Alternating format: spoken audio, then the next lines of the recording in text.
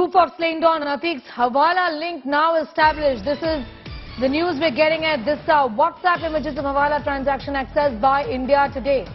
1.2 crore Hawala payment for the murder of Umesh is what we've been given to understand. Arvind Oja has more details on that.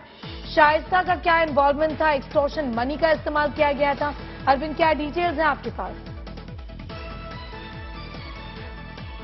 देखिए, जो India today ने ये हवाला transactions की जो screenshot है ये एक्सेस की है। दरअसल अतीक अहमद, जो सोर्सेज बताते हैं, अतीक अहमद जेल में जरूर बंद था, लेकिन उसका वसूली का, एक्सटॉर्शन का, क्राइम सिंडिकेट का जो पैसा आता था वो अतीक का जो एक वकील है, जो गैंग मेंबर भी था, खान सौलत हनीफ, वो हवाला का पैसा रिसीव करता था।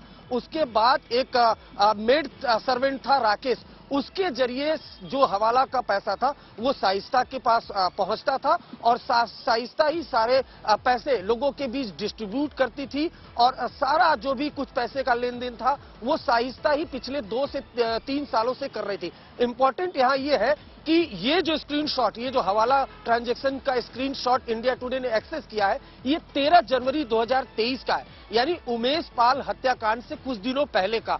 1 करोड़ 20 लाख रुपए आए थे। जो सोर्सेज है उन्होंने बताया कि जब उमेश पाल का मर्डर हो गया उसके बाद सभी शूटर सीधे शाइस्ता के पास पहुंचते हैं और शाइस्ता ही उनको पैसे डिस्ट्रीब्यूट करती है। तो अब इस हवाला ट्रांजैक्शन को लेकर भी प्रयागराज पुलिस है वो इन्वेस्टिगेशन अपनी आगे बढ़ा रही है, लेकिन एक चीज क्लियर है कि शाइस्ता ही पूरे गैंग को लीड कर रही थी और पिछले 2 सालों से अतीक अहमद भले जेल में बंद था, लेकिन एक्सटॉर्शन क्राइम सिंडिकेट का जो पैसा आता था वो हवाला के जरिए ही आता था और वो सीधा शाइस्ता तक पहुंचता था, जो ये एक्सक्लूसिव डिटेल्स इंडिया टुडे के हाथ लगी है। शुक्रिया हमारे साथ जुड़ने के लिए। Arvind Ojha getting us all of those details as far as the hawala transactions concerned.